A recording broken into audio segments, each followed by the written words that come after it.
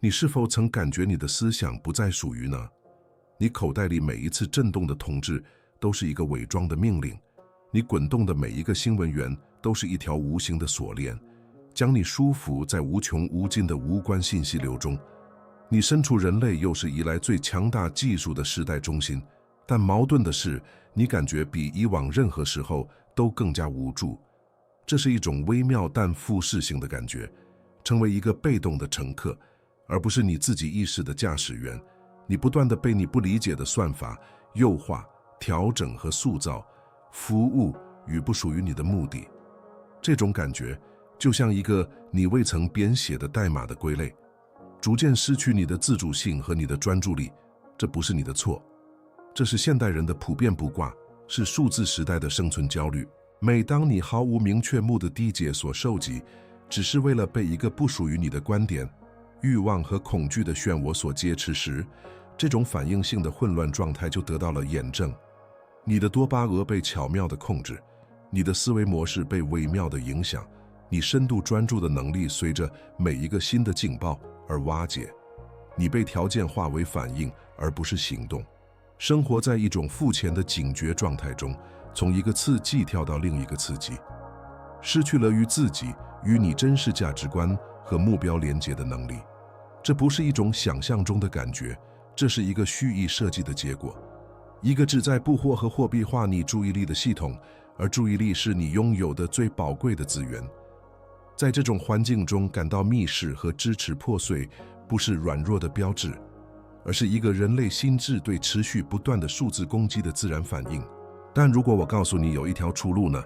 一种不是摧毁记住，而是成为弃着权掌控者的方法，一种建立一个坚不可摧的内在堡垒的方法，以至于没有算法能够侵犯你的平静，没有数字噪音能够偏驰你的目标。解决方案不是一个新的应用程序或一个小工具，而是一个心智操作系统，一个经过2000多年考验的意识固件。在这个视频中，我将引导你安装数字斯多个主义的7条命令。这是一个将你从一个反应性的数字努力转变为你自己思想的建筑式的协议。如果你准备好开始这次重新变成并掌握控制权，那么就从一个命令行动开始。订阅这个频道，点赞以加强信号，并在评论中声明你从那个城市或国家做出这个承诺。这是你的第一次数字主权实践。我提出的解决方案不是逃吃数字世界，而是提升你操作它的能力。想一想，人工智能是一种外部技术，它不断地为自己的目的寻求优化你周围的环境，吸引你的注意力，预测你的行为，影响你的决策。为了对抗这种压倒性的外部力量，你需要一种更强大的内部技术。这项技术就是4多个主义。不是历史书上那种尘土飞扬学术性的4多个主义，而是它被构想出来的样子，一个为人类心智打造的强大操作系统，一个在2000多年最极端的条件下开发和测试的心智固件，专门设计用于管理混乱、信息过载和迫在媒介的时空。这是增强操作员的艺术，而不是试图控制无法控制的外部环境。战略性的中构是这样的：我们不与人工智能战斗，与它战斗就像试图与海洋搏斗，一种智慧保证你被淹死的能量浪费。相反，我们将在自己内部安装一个更高级的系统，一个让我们能像航海大师一样驾驭这片数字海洋的系统。你将把人工智能当作它本来的非凡工具来使用，而不是它暗中渴望成为的主人。这不是一场硬件之战，人与机器之战。这是一场软件之战，一个反应性、过时的心智系统对抗一个主动、深思熟虑和主权的心智系统。让我们停止试图修复世界的噪音，开始加强我们自己思想的清晰度。你的思想是唯一一台你能够并且必须完全控制的计算机。为了建造这座堡垒，我们求助于人类心智的原始程序员4多个派。想象马克·奥勒留，他不是像亚塔里隐居的哲学家，他是世界上最有权势的人，罗马的皇帝，管理着一个沉浸在战争、瘟疫和政治阴谋种的帝国。信息流和它注意力的需求是我们数字混乱的古代等街舞。为了保持理智、专注和高尚，它没有生产力应用程序，它有它的揭露，它的心智命令。它每天早上为自己写下，它在适时调试自己的心智代码。它的智慧以及塞涅卡和艾毕克泰德的智慧不是理论，它是在极端压力下保持理智和效率的实地测试操作手册。现在系统已准备好安装，让我们执行第一条命令。这是你所有数字主权将建立器上的基础，是你新操作系统的木规则。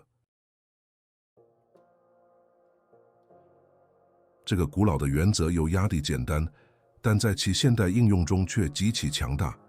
他指出，在任何情况下，都有一些事情在你的控制之下，也有一些事情不在你的控制之下。在我们的背景下，你思想的源代码、你的反应、你的意图、你的行动、你的判断，这些都在你的控制之下。另一方面，平台的算法、他人的反应、你受到的点赞、仇恨评论、连接失败、新闻源，所有这些都是外部网络，完全超出你的控制。你的任务不是试图控制网络，而是成为你自己终端、你自己机器的绝对主人。我们在这里面临的内部冲突是巨大的，因为数字平台被设计成给我们控制的幻觉。他们让我们相信，如果我们在正确的时间发布、使用正确的标签或者创造完美的内容，我们就能控制观众的反应和我们的道德结果。我们变得痴迷于管理他人的看法，这是以想象试图控制风一样徒劳的人物。这种对外部控制的追求是我们数字焦虑的主要来源，它导致我们强迫性的刷新页面，为一条负面评论而痛苦，并为一次肤浅的验证而感到信息若狂。我们忘记了，我们唯一能真正管理的变量是我们自己，我们的反应，我们的态度。核心的比喻是，你的思想是你的个人计算机，你且只有你拥有管理员权限，拥有安装软件、定义设置和编写自己脚本的 root 密码。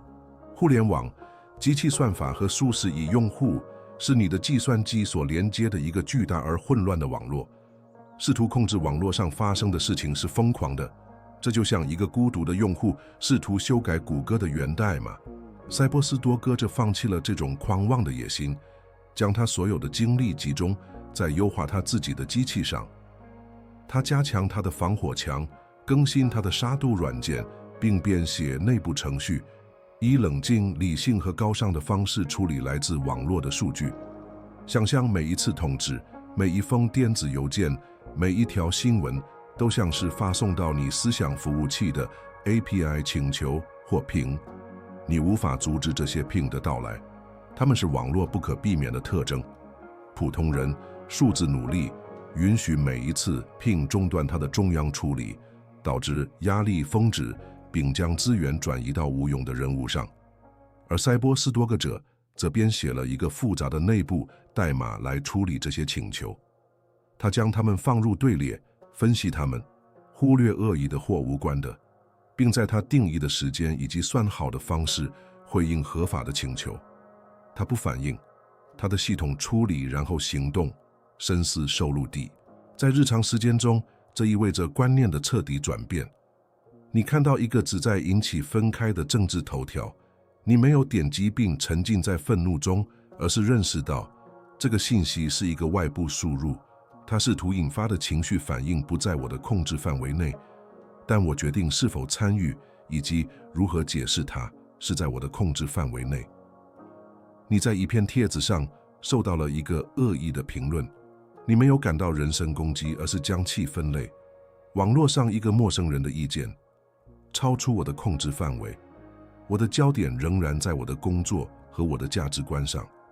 你不是在压抑情绪，你是在有意识地选择不将你平静的控制权交给一个随机的外部事件。想象一个程序员，我们叫他克劳蒂奥。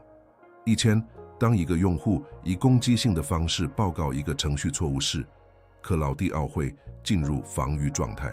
他感到自己的工作受到攻击，变得恼怒，并依促录的方式回应。他试图控制用户的看法和态度。塞博斯多格这克劳迪奥在安装了命令1之后，看到同样的攻击性邮件并将其分类。用户输入攻击性语气超出我的控制范围。关于一个可能的程序错误的信息，在我的控制范围内去分析和修正。他忽略了情绪噪音，专注于技术信号。他以冷静和专业的方式回应，解决了问题。他保存了他的精力并有效地行动了。通过执行控制而分法，你实现了可能的最大资源优化。你停止在网络的不可控变量上浪费宝贵的心智处理周期。你的注意力、你的情绪能量、你的时间，所有这些恢复的能力随后被重新投资到真正重要的地方，提升你的品格，产出你最好的工作，加强你的人际关系，优化你自己的代码。这不是一种被动的态度，这是最高形式的战略行动。它是你数字主权的基础，是成为你自己思想建筑师的第一个，也是最关键的一步。随着第一条命令的建立，我们现在需要保护你系统中最宝贵的资源——你的注意力。你的注意力是你的 RAM， 是你心智的活动处理能力。如果它被几十个在后台运行的无用进程所淹没，你的性能将变得还慢和低效。数字世界是对你 RAM 的持续攻击，每一个打开的标签页，每一个通知，每一个自动播放的视频，都是未经你允许而安装的程序消耗着你的资源。正念防火墙是你安装的一个主动防御系统，用于检查每一个试图访问你意识的信息包，并深思熟虑地决定谁要可以进入，谁要被阻止。这里的内部冲突是深刻的，因为我们原始的大脑不是为这个环境设计的，它被变成为寻求新奇和对刺激做出反应。这是一种在稀树草原上至关重要的生存机制，但在数字时代已成为一个弱点。平台无情地利用这种神经线路，提供无限的微笑奖励和新奇事物，劫持你的多巴胺系统。因此，这场斗争是在你的高级自我，即你渴望专注和深度的前额叶皮层，与你渴望下一个善良刺激的爬行动物大脑之间。安装这个防火墙需要违背你最基本的生物编程，这是气成为一项极具纪律性的行为。防火墙的比喻是精确的。计算机防火墙不会不加选择地组织所有网络流量，那会是机器被歌词并变得无用。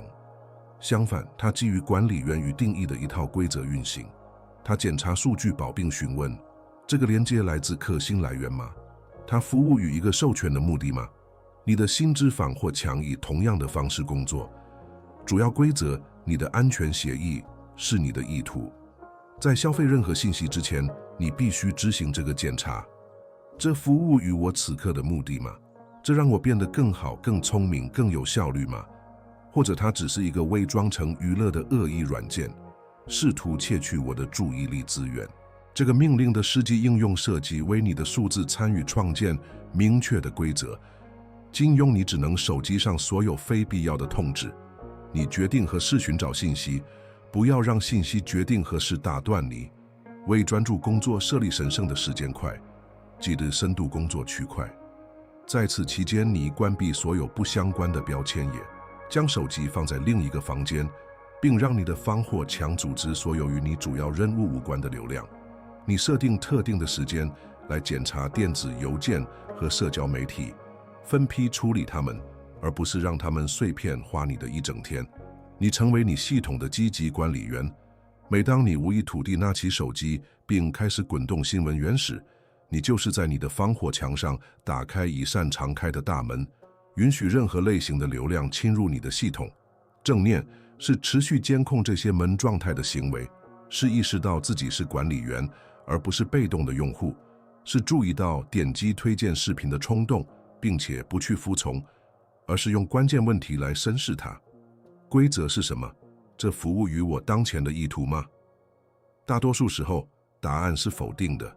而呢，作为一个好的系统管理员，将关闭那个漏洞之门，并返回到你的优先任务，保持你专注力的完整性。像一个作家，玛利亚试图完成一个关键的章节。过去的玛利亚会开着20个标签页，研究电子邮件、社交媒体、新闻。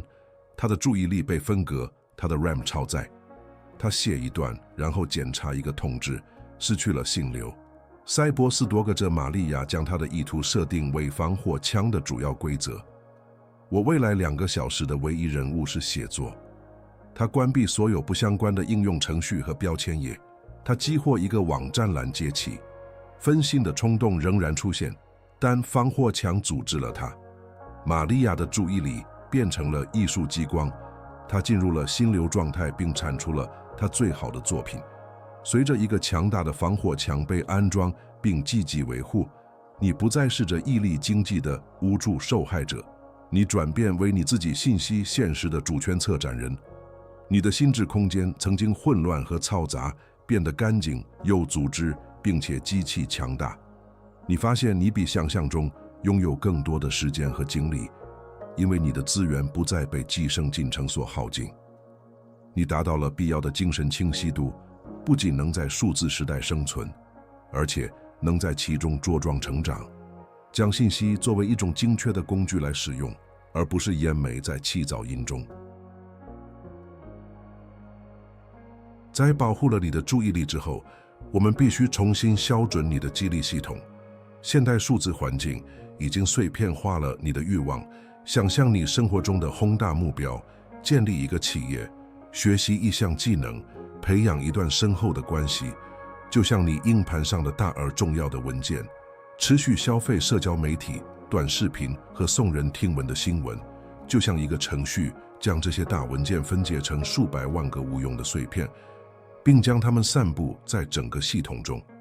你仍然有实现目标的愿望，但追求它们的能量是分散的，被一股连接地介质的奖励及所谓的连接多巴胺冲击所碎片化。这里的内部冲突是生化性质的。你的大脑无法区分来自一张照片点赞的多巴胺和来自实现一个长期目标的多巴胺。它只知道一个是即时的，并且需要零女力，而另一个是好事的，需要巨大的工作。算法以一种高明而邪恶的方式利用了这个弱点，把你变成了一个即时满足的瘾君子。打破这个循环极其困难，因为它涉及到拒绝给你大脑它被条件化为每分钟都渴望的东西。这是一场对抗已经像呼吸一样自动的冲动的战斗，一场从被黑客攻击的奖励系统中拯救你意志的斗争。这里的比喻是一个严重碎片化的硬盘。当一个磁盘像这样时，计算机变得还慢和低效，因为读取器必须在整个磁盘上跳跃才能将单个文件的碎片拼接在一起。你的心智以同样的方式运作，你的欲望和你的意志力是分散的。多巴胺进食相当于在你的大脑上运行一个碎片整理工具。这是一个有意识的接触连接多巴胺来源的时期，社交媒体、色情、垃圾视频、被动娱乐，以允许系统清理种族，并将其激励能量重新整合到真正重要的文件中。实际应用是近视。从一个简短而现实的时期开始，也许是24小时，一个完整的星期天。在那一天，你与所有简单、即时满足的来源断开连接，没有社交媒体，没有流媒体视频，没有游戏。相反，你从事高质量、汇报延迟的活动，读一本实体书，在自然中散步、写日记，与某人进行深入交谈，从事一个个人项目。你一开始会感到极度的无聊，这是一个好兆头。这是你的奖励系统在尖叫照耀它的毒品。这是碎片整理过程在进行，你需要让它运行下去。近视后发生的事情几乎是神奇的。你的奖励极限被终止了，你的大脑在被剥夺了过度刺激后再次变得敏感。阅读一段写得很好的段落的喜悦，解决一个复杂问题的乐趣，或一次真诚交谈的满足感，都以你已经忘记的强度回归。连接多巴胺的来源失去了它们的光彩和对你的控制力。你开始再次渴望有意义的挑战，因为你的大脑被重新校准，以欣赏带来真实、持久降力的努力。你巩固了你的意志力，现在可以像艺术凝聚的能量树一样，将其导向你最重要的目标。记住大卫，一个年轻的企业家，尽管最初充满激情，却感到精疲力竭和缺乏动力。他花费数小时检查销售指标、社交媒体和行业新闻，陷入了一个微观压力和微观奖励的循环中。他实施了每周一次的星期日碎片整理，没有屏幕，没有指标，只有关于战略的书籍、散步思考以及与家人共度的时间。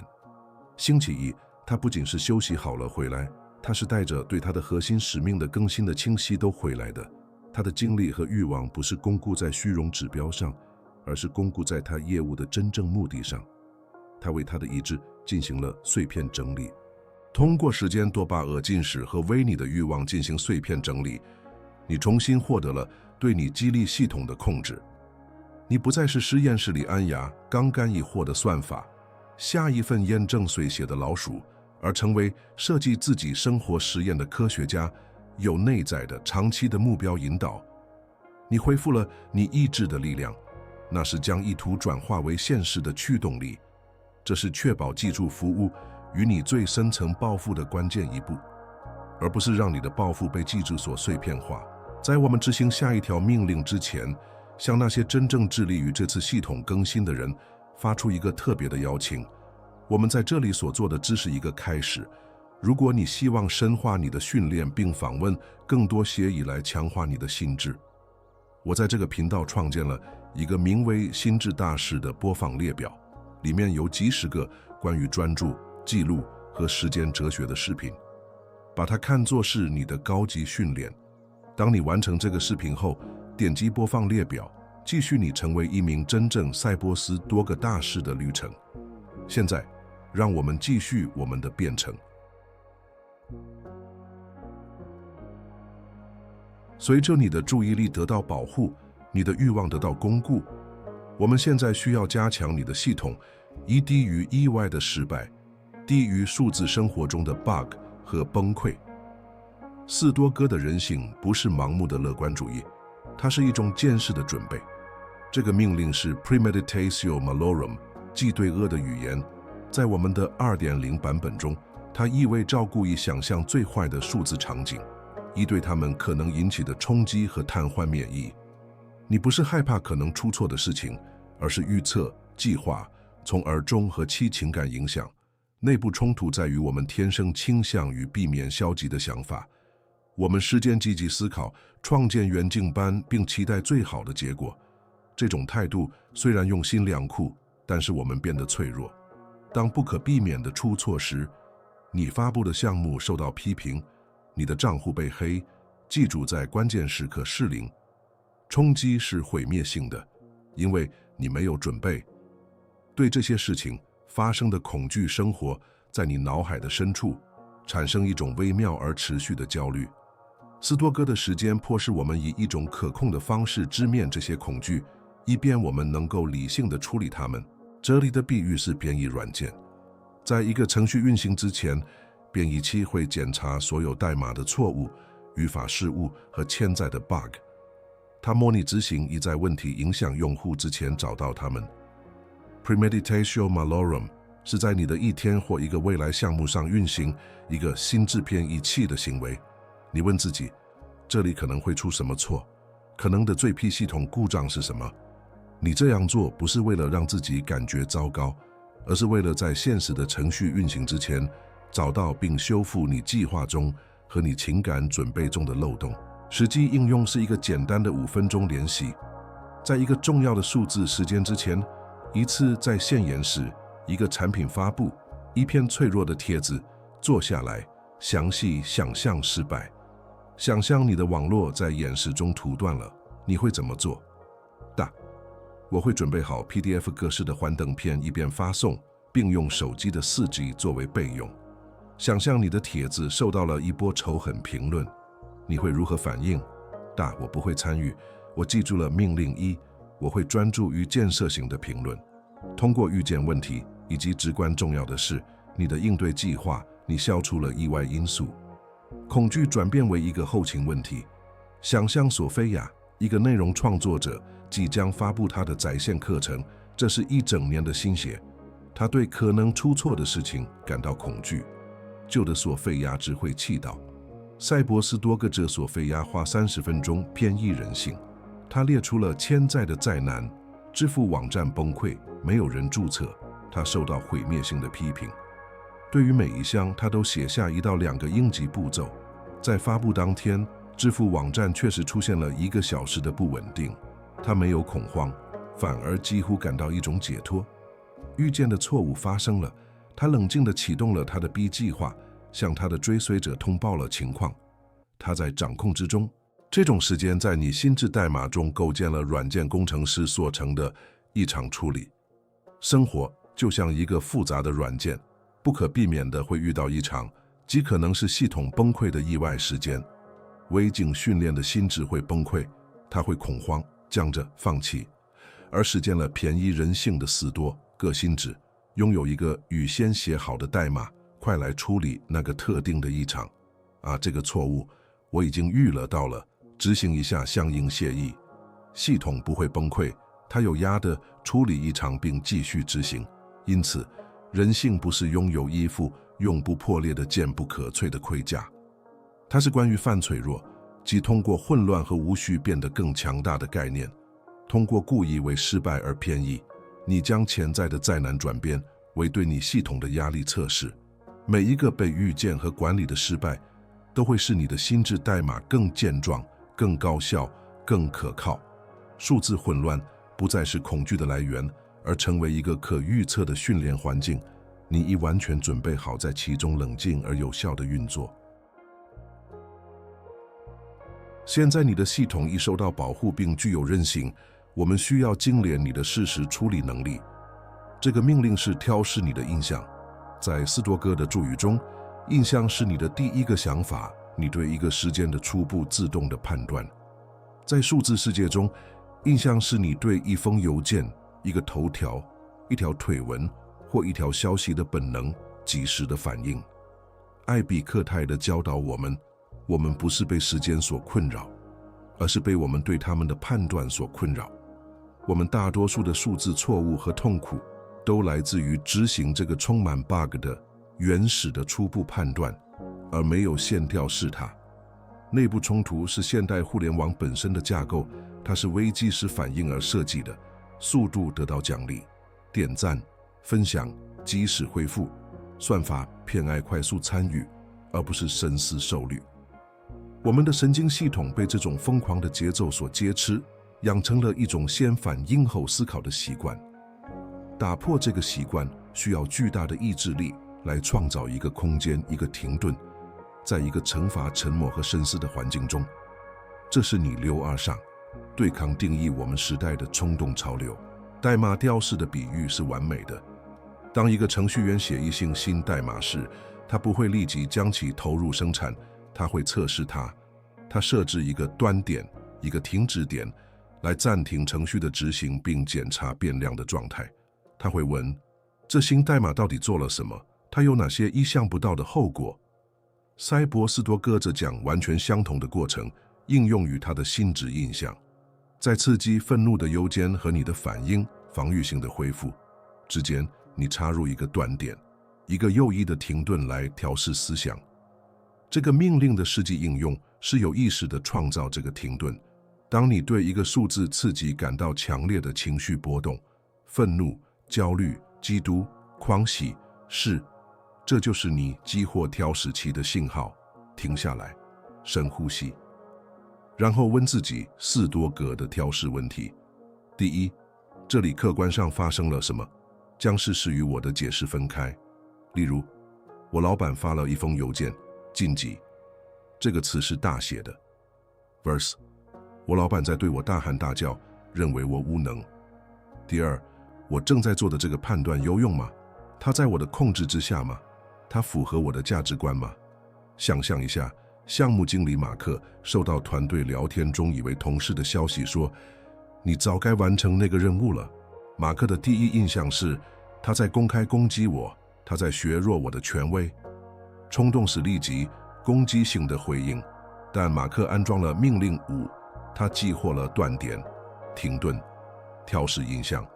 事实，他写了那句话：我的解释，他在攻击我。他问自己，还有别的解释吗？也许同时压力很大，也许他没注意到语气。马克决定不在聊天中回应。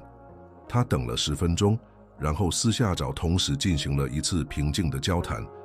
冲突解决了，关系的已保留。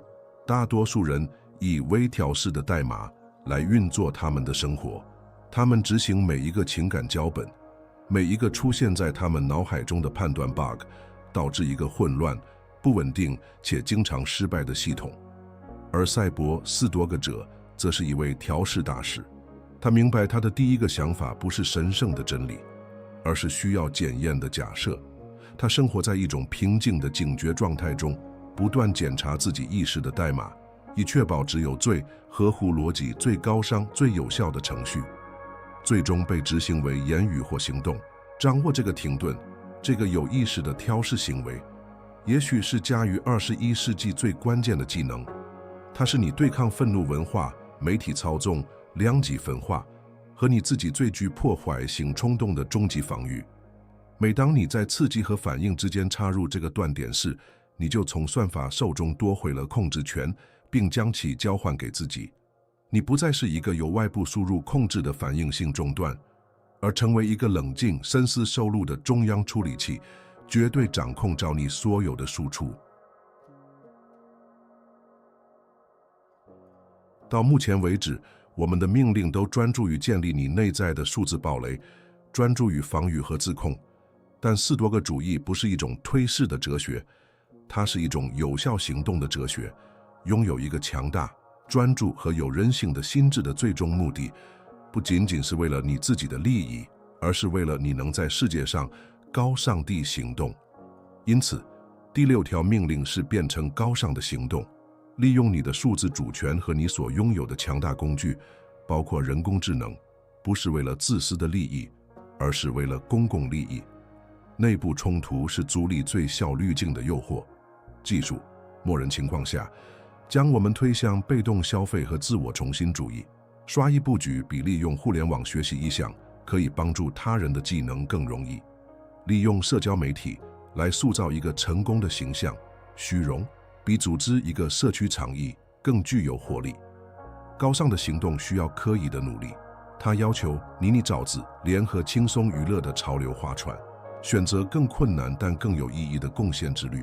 编程的比喻仍在继续，你已经成为你自己心智的编程大师，你的系统已经优化、安全和高效。现在问题是，你将用这项技能编写什么样的应用程序？你将编写程序来玩琐碎的游戏并最大化你自己的分数，还是将编写程序来解决问题，连接人们，传播知识，改善整个网络？在数字背景下，美德是有意识地使用你的技能和工具来编写服务于他人、为人类社区的集体复制做出贡献的代码的行为。这个命令的实际应用是每天问自己一个问题：今天我如何能利用技术来变得有用？答案可以简单，也可以复杂。它可能是使用一个人工智能工具来总结复杂的研究，并与你的团队分享知识。它可能是利用你的社交媒体，不是为了炫耀，而是为了推演一位新兴艺术家的作品，或为一个地方事业发声。它可能只是用 WhatsApp 给一个正在经历困难的朋友发送一条支持的消息，而不是被动地滚动一个动态。这是一个从我能消费什么到我能贡献什么的根本性心态转变。记述那个为欲望进行碎片整理的企业家大卫，凭借他新的清晰度和精力，他意识到他业务的目的不仅仅是利润，他是用人工智能工具来分析他所在领域的新手面临的最大挑战。然后他安排他的团队创建一系列免费的指南和教程，利用技术来普及知识并帮助他人成功。他正在为他的公司变成美的。他将他的平台从一个单纯的生意转变为一股为公共利益服务的力量，并发现这远比以前更有价值。斯多葛派有一个强大的概念，叫做 oikoiosis， 即我们的关怀应该以同心愿的方式扩展，从我们自己到我们的家庭，到我们的社区，在盗全人类。他们将我们视为宇宙 cosmos 的公民。在数字时代，互联网已成为这个宇宙的具体体现，一个连接几乎全人类的神经网络。我们作为赛博斯多格者的责任是在这个网络中作为仁慈和富有成效的节点行动，传递智慧、勇气、正义和价值的信号，而不是助长恐惧、仇恨和琐碎的噪音。真正的精通不在于一个坚不可摧的城堡的鼓励，而在于与世界有意义和高尚的互动。通过变成高尚的行动，你为你的数字主权赋予了一个超越性的目的。你的记录、你的专注和你的韧性，不再仅仅是自我完善的工具，而成为服务与比你更大事物的工具。你不再仅仅是一个有意识的用户，而成为我们共享数字未来的一个负责人和仁慈的建筑师。这是一个真正的赛博斯多个大师的遗产。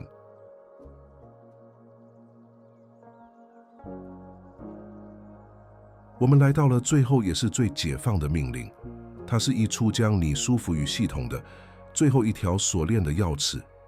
整个数字经济，整个社交媒体的架构都建立在一个单一的基础上。你需要外部验证、点赞、分享、浏览量、粉丝，这些都是旨在揭示你人类对认可的需求，并将其转化为参与度的指标。最后的命令是彻底的从这个验证矩阵中脱离，并连接到一个内在的、不可动摇的主权的自尊来源。命令是跪当自我，这无疑是所有冲突中最困难的一个。我们作为社会性生物，在生物学上被变成为对群体的意见和地位极其敏感。技术没有创造这种需求，但它放大了它，并将其变成了一种武器，创造了一个24小时运作的社会章程系统。脱离这个系统可能看起来很可怕，就像一种自我试驾的流放。自我会尖叫，没有别人的认可，没有数字来证明我们的价值，我们什么都不是。赢得这场战斗是你自由的最终考验。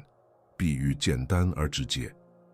你自我对验证的无休止需求，就像一个沉重且优化不良的程序，在你计算机后台持续运行。它消耗大量的 RAM 和处理能力，分析每一次社交互动、每一条评论、每一次点赞的确实。它是你容易受到情感恶意软件如批评的攻击，并让你依赖于脆弱的安全补丁如赞美。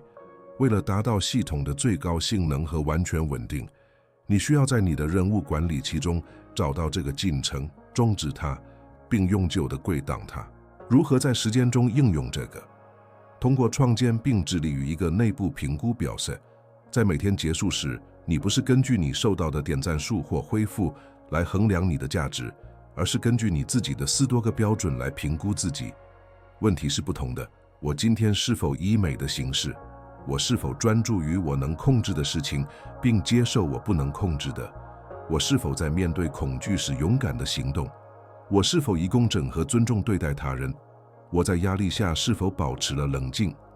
数字大众的意见，无论是积极的还是笑声的，都成为次要的，且在很大程度上是无关紧要的数据。伟大的4多个派学者艾比克泰的曾是一名奴隶，他知道被他人评估和判断是什么感觉。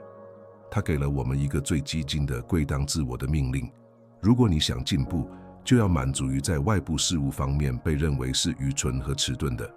这是终极的独立宣言，这是不再需要像在线观众线的聪明、成功或受欢迎的自由。这是追求你的目标，说出你的真理，并按照你的价值观生活的力量。无论算法或大众是为你鼓掌还是谴责呢？想一想，寻求外部验证，就像将你的身份感存储在一个公共且不安全的云服务器上。任何人在任何时候都可以用一条批评来黑掉它，或者提供上可能只是改变服务条款并删除你的账户。你是脆弱的。建立内部验证，就像将你的身份保存在一个本地硬盘上，用你自己价值观的密钥加密。它是你的，它是安全的，它是主权的，没有人能从你这里夺走它。你成为你自己心理安全的源泉。技术内容创作者索菲亚，他的宏大项目发布了，有些人喜欢他，有些人讨厌他。过去的索菲亚会坐上情感的过山车，他的幸福感随着每一条新评论而起伏。塞波斯多哥这索菲亚查阅他的内部评估表，他问：我是否以我最好的能力创造了有价值的东西？我是否诚实和勇敢？答案是肯定的。外部的噪音被归类为网络数据，超出他的控制范围并被归档。他感到一种稳定而深刻的平静，这是任何数量的点赞都买不到的。他自由了，这是你转变的最终状态。当你不再需要机器来告诉你你是谁时，你真正成为它的主人。你的心境不再是注意力市场上的可交易商品，你的自尊不再出手，你的专注和你的精力服务于你的目的，而不是平台的参与度。你不仅安装了一个新软件，你从一个新的核心中砌了你的系统，一个自给自足和内在自由的核心。你不再是数字奴隶，你是赛博斯多个大师。你已经到达了这次安装的重点，7条命令已经传达，但离接受测语运行程序不同。真正的转变现在开始，通过你每天持续的应用，你已经从反应性、碎片化的数字努力，走到了成为专注、有人性和主权的赛博斯多个大师的门关。力量不在于观看这个视频，而在于实践这些原则。因此，为了完成安装并将这个信息筒偏移到你的思想中，执行最后一个命令行动，公开声明你的承诺。到评论区用大写字母写下“我控制工具”。这不仅仅是一条评论，它是你的数字签名，是你接受安装的确认，也是你作为自己思想的有意识操作员的第一天。现在，我想识别处在这段路程中的真正建筑师。如果你一直和我带到这一刻，你已经展示了大多数人已经失去的专注和决心。你证明了地址分心和寻求智慧是可能的。请发表第2条评论，以便我们的社区能够认出呢。写下安装完成。这为所有后来者创造了一个强大的信号，表明这不是付钱的内容，而是一段值得完成的转变之旅。这是我们相互识别的方式，让我们知道谁真正致力于在数字时代建立一个不可动摇的心智。通过这样做，你激励他人坚持到底。最后，实践你的第6条命令：高尚的行动。你认识某个在数字混乱中挣扎的人吗？某个遭受我们在开始时描述的焦虑、分心和无力感的人。分享这个视频不仅仅是帮助一个频道成长，这是一种服务行为，这是向另一个被困在你现在拥有逃脱钥匙的同一个矩阵中的人伸出援手，这是将这个操作系统分发给其他继续更新的人，强化你的心智，强化你的社区。以美的形式，你的中心变成已经完成。欢迎来到你数字主权的新生活。